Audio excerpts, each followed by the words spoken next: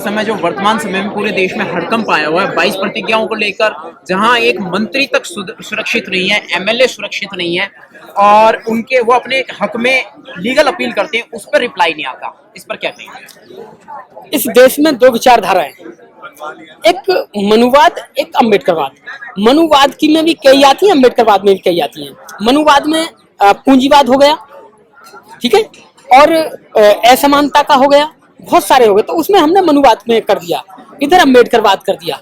अम्बेडकरवाद में बुद्धवाद आता है, मानवतावाद आता है, नैतिकतावाद आता है, ये आते। अब दो विचारधाराएं हैं, कुछ लोग उधर विचारधारा में हैं, कुछ लोग इधर विचारधारा में हैं। उधर चंद लोग हैं, लेकिन जो लोग हैं वो पूंजीवाद हैं, वो देश पर काबिज हैं, वो सत्ताधारी लोग हैं। इधर जो लोग हैं वो देश के निर्माण करता है, देश को अच्छा रखने के लिए, देश को ऊंचा बनाने के लिए और देश में समानता लागू करने की लड़ाई लड़ रहे हैं। और दूसरा पक्ष वो अनपढ़ भी है, क्योंकि उनमें ज्यादातर अनपढ़ हैं, और जैसे वो उनके दादा परदादा, उनके जितनी कई पीढ़ियां थी, वो आज भी वैसे हैं। इधर की विचारधारा बहुत नीचे थी, लेकिन अम्बेडकरवाद जैसी उन्हें मिला तो आज वहां पहुंच गई, यहाँ पहुंची। तो ये बात मनुवाद को बुरी लगती है। उसमें से कुछ लोग जो पढ़े लिखे हैं वो तो चतुर हैं, जो अनपढ़ हैं, मूर्ख और अनपढ़ हैं, उनमें क्या बनते हैं? तांत्रिक बनते हैं, बाबा बनते हैं, जो अपनी संस्कृति को ढोने का प्रचार प्रसार का कार्य करते हैं। अम्बेडकर विचारधारा में हर व्यक्ति बुद्धिमान है, अनपढ़ आदमी भी न्याय की बात करेगा, अनपढ़ आदमी भी समानता की बात करेगा, उधर पढ़ा लिखा व्यक्ति भी, चाहे वो आईएएस पीसीएस हो, चाहे आईआरएस हो, आईआरएस होने के बाद भी मूर्खता की बात करेगा। जैसे कि नोटों पर लक्ष्मी गणेश की मूर्ति होनी चाहिए। अरे लक्ष्मी गणेश की मूर्ति वहां के डॉलर पे तो है नहीं, डॉलर क्यों मजबूत है?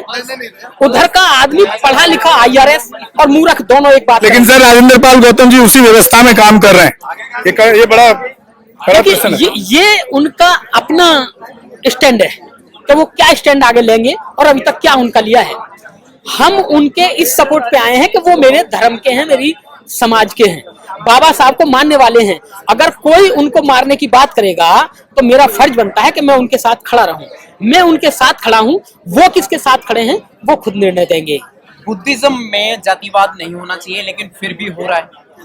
देखिए, जहां पर कहते हैं ना कि कोई भी सदियों पुरानी दास्तां है, उसको धीरे धीरे मिटाया जा रहा है। 70 साल में 50% खत्म हो गई, और उसको पूरा 100% होने के लिए भी 70 साल और लगेगा।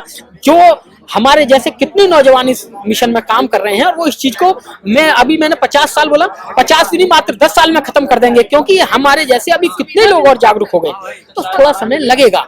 लेकिन जो मैं बता रहा था कि उधर पढ़ा लिखा भी और अनपढ़ भी उनकी एक विचारधारा है। पढ़ा लिखा अनपढ़ की बात करता है, और अनपढ़ पढ़े लिखे की हाँ करता है कि हाँ आप ठीक कह रहे हो, और पढ़ा लिखा अनपढ़ के लिए कहता है हाँ। जो बुद्धिज्म का जो लोग डंका बजाने लगते हैं, वो भी जब उनको अपने बच्चों की शादी करनी है तो फिर वहां पे ढूंढते हैं कि जाटव से बुद्धिज्म बना है या वाल्मीकि से, खटिक से, किस जाति से बना है। ये कौन सा तरीका है? देखिए, जब बाबा साहब ने बुद्धिज्म अपनाया तो पत्रकारों ने ऐसे ही पूछा जैसे आप पूछ रहे हैं कि बुद्धिज्म क्यों अपनाया, तो बाबा साहब ने कहा था उदाहरण देकर कि जिस तरह नदियां अपना अस्तित्व खो देती हैं समुद्र में मिलकर, ऐसे ही बौद्ध धर्म में जातियां अपना अस्तित्व खो देती हैं बौद्ध बनकर। लेकिन हम लोग जातियों से बंधे लोग हैं, और जातियों से बंधे लोग जो पढ़ लिख गए, बाबा साहब की बात मान गए, तो उन्होंने तो पहले ही बौद्ध धर्म स्वीकार कर लिया और अपनी जाति खत्म कर दी। अब जो मेरा पड़ोसी है, मेरा रिश्तेदार है, मुझसे कहता है या मुझे देखता है, तो वो कहता है मैं किसी का जीजा हूं, मैं किसी का साला हूं। जब वो दोनों मुझे देखते हैं कि हमारे जीजा ने तो ये वो नहीं मानते, मुझे डांटेंगे। उधर मेरा साला, मेरे बहनों ही कहते हैं कि यार बड़े भाई ऐसा कर रहे हैं, डांटेंगे हमें, तो वो करते हैं। तो वो मुझे, ये मैंने उदाहरण दिया है आपको, वो मुझे देखने के अलावा, वो पढ़े लिखे नहीं है, उन्होंने बुद्धिज्म को नहीं पढ़ा, वो मुझे देख के अम्बेडकरवादी बनने हैं। उन्होंने सिर्फ फोटो लगा ली अपने घर में, ताकि मैं उनके घर जाऊं तो ये ना कहें कि रिश्तेदार हैं, डांट पड़ जाए। लेकिन जो अंदर के संस्कार हैं वो उन्होंने नहीं बदले हैं। उनकी बेटे बेटियों की शादियां, वो अपनी समस्याएं एक दूसरे से शेयर करने लग जाएंगे, उस दिन हम खाना खाने भी साथ लग जाएंगे। और जिस दिन हम साथ खाना खाने लग जाएंगे, उस दिन हम रोटी बेटी का संबंध स्थापित कर लेंगे। और जिस दिन रोटी बेटी का संबंध स्थापित हो जाएगा, उस दिन इस देश से शूद्रों की जातियां खत्म हो जाएंगी। शशि जी, मेरा एक सवाल है। जो हम लोग बहुजन मीडिया जो चला रहे हैं, मैं भी हूँ, ये लोग भी हैं, और कम से कम दिल्ली में 50 होंगे। जब मैं उनके एपिसोड देखता हूँ तो हर एपिसोड में चमार जाटव जाति सूचक शब्दों का इस्तेमाल क्यों करते हैं लोग? देखिए फिर बुद्धिज्म कैसे पैदा होगा? देखिए आप बार बार जब रिपीट करेंगे जाति को, तो जाति मजबूत होगी उससे। तो देखिए बिल्कुल जाति मजबूत होगी, और जिस व्यक्ति को जो बीमारी होती है उसे दूर करने के लिए उसी को दवाई लेनी पड़ती है। जो जातिगत पीड़ित है वही कहेगा कि मुझे ये जाति छोड़नी है, और जिसको कोई उत्पीड़न ही नहीं है। उत्पीड़न भी दो तरह का होता है, एक सम्मान का और एक आर्थिक, और बहुत सारे होते हैं। अब आर्थिक में तो लगभग सभी गरीब हैं, लेकिन मेरा मान सम्मान है, और मेरा मान सम्मान थोड़ी भी चोट पहुंची तो आदमी को लगता है यार मुझे जाति सूचक कह दिया तो मेरे सम्मान चोट लगी, तो उसको दर्द होगा, वो छोड़ने की बात करेगा। जिसको दर्द ही नहीं हो रहा है, जिसे पता ही नहीं है कि मान सम्मान क्या है, वो क्या छोड़ने की बात करेगा। और ये जातिगत पत्रकारिता पे मैं कहूँ तो देखिए, पत्रकारिता में कोई एक सवाल पूछा जाता है, आदमी को उकसाया जाता है कि वो क्या बोले, क्या निकाले। इसलिए हो सकता है कि कुछ लोग पूछते हो, वो उकसाने के लिए अच्छे जवाब, अंदर की जो बातें पूछते नहीं, बाकायदा है। जो बहुजन मीडिया है क्या, यूट्यूब मीडिया है, ना कि नेशनल मीडिया है। वहां पर जो एक अट्रैक्ट करने के लिए ऊपर एक पोस्टर जो बनाया जाता है, जो लाइन हेडिंग जो लिखी जाती है 4 शब्दों की, वहां पर हर चौथी वीडियो पे आपको देखने को मिलता है। देखिए वो सरासर गलत है, लेकिन वीडियो को अट्रैक्टिव बनाने के लिए इस तरीके के शब्दों का इस्तेमाल किया जाता है, और इसी बात को कोई दूसरा कह दे तो हम उस पर FIR करते हैं। yes, हम SC/ST एक्ट लगाने के लिए बात करते हैं। लेकिन जब हम ही आपस में दूसरे को एक करते हैं तो वहां हम क्यों नहीं करते? इसलिए हमें ये भी बात खत्म करनी होगी कि उनकी वो उसी भाषा में और हमारी उसी भाषा में प्रयोग करने में हम में और उनमें कोई अंतर नहीं रहता। इसलिए हमें ऐसे शब्दों से बचना चाहिए। सर, कभी कभी मैंने देखा है, मैं लगभग 45 साल से बहुजन मूवमेंट में हूँ, स्कूल चाइल्डहुड टाइम से। कभी कभी मैंने देखा है कि कुछ लोग आते हैं, बहुजन लीडर्स खासतौर से, आक्रामक वर्डों का इस्तेमाल करते हैं।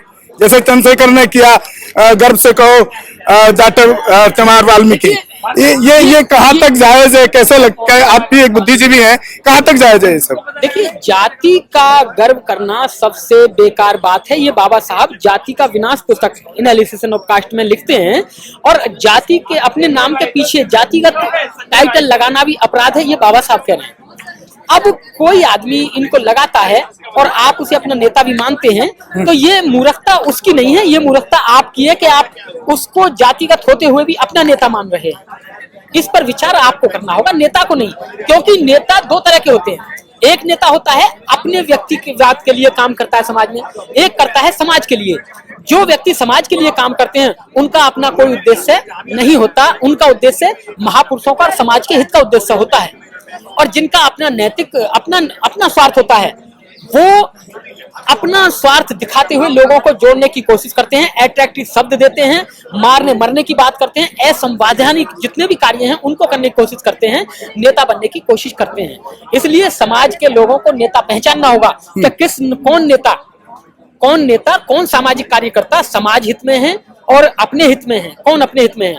समाज को काशीराम जी कहते हैं, जिस समाज के नौजवान कुर्बानी नहीं देते वो समाज बहुत जल्दी मिट जाता है, अपना अस्तित्व खो देता है। लेकिन एक बात और भी है कि समाज के व्यक्ति जो समाज के लिए कुर्बानी दे रहे हैं, उनकी कुर्बानी का पूरा फल मिलना चाहिए, यानी उनकी कुर्बानी जायज नहीं जानी चाहिए। जिस व्यक्ति ने अपना घर छोड़ा, अपना घर छोड़कर दिन रात काम कर रहे हैं, उसमें यूट्यूबर्स भी आते हैं, उसमें चैनल्स वाले भी आते हैं, यूट्यूबर्स, वो व्यक्ति भी समाज के हित के लिए कार्य कर रहे हैं, तो समाज को उनके हित के देखते लिए आर्थिक मदद भी करनी चाहिए, और उनको भी ये देखना चाहिए कि हमें समाज में निष्पक्ष खड़े होना चाहिए। इसलिए समाज बहुत धन्यवाद शशि जी, आपने अपनी राय रखा, बहुजन समाज के प्रति बहुत अच्छा काम कर रहे हैं शशि जी। गाने के माध्यम से भी बहुत बहुत साधुवाद आपको। रोको मत, हमें टोको मत, हमें आगे बढ़ते जाना है। जय भीम का नारा लगाना है, जय भीम का नारा लगाना है, जय भीम जय भीम। अंबेडकर नेशन चैनल आर्थिक समस्या से गुजर रहा है। अगर आप बहुजन समाज में बाबा साहेब अंबेडकर और तथागत बुद्ध की विचारधारा को अधिक से अधिक लोगों तक पहुंचाना चाहते हैं तो हमें आर्थिक सहयोग प्रदान करें, ताकि हम अपने चैनल के माध्यम से देश विदेश में समता, बंधुता, एकता और संवैधानिक अधिकारों को ज्यादा से ज्यादा लोगों तक पहुंचा सकें। आप अपनी सहायता राशि नीचे लिखे खाते में जमा करा सकते हैं। खाता धारक गौतम रत्ना, खाता संख्या 3169576865 IFSC कोड SBIN 0060336, बैंक भारतीय स्टेट बैंक। आप हमारे बैंक खाते का विवरण स्क्रीन पर भी देख सकते हैं। Hello friends, hi everyone, welcome to rose cinema, rose cinema पे आपका स्वागत है। जहां आपको देखने को मिलेगा roasting, hosting, action, comedy, suspense, sting. Untold story. हमारे चैनल रोज सिनेमा को लाइक, शेयर एंड सब्सक्राइब करना मत भूलिएगा। भूलिए। मैं गौतम रत्ना आपका बहुजन फिल्म प्रोडक्शन में स्वागत करता हूं और आप हमारे प्रोडक्शन हाउस के अंदर अपना कैरियर बना सकते हैं as a film director, as a producer and actor and actress and editor and cinematographer also. अगर आपको फिल्म से रिलेटेड कुछ भी प्रोजेक्ट आपको बनवाना है तो हमारे पास में पूरा सेटअप है, जिसमें फिल्म कैमरा है, शूटिंग लाइट्स है और एडिटिंग है। सारा A to Z एक ही जगह पर आपको हमारे यहाँ पर मिल जाएगा। तो दोस्तों, आप हमें कांटेक्ट कर सकते हैं हमारे नंबर्स पर 9810085714 और 8510005714। हमारे वेबसाइट पे विजिट कर सकते हैं www.filmserviceindia.com और हमें मेल भी कर सकते हैं gautamfilmsproduction@gmail.com पर। धन्यवाद।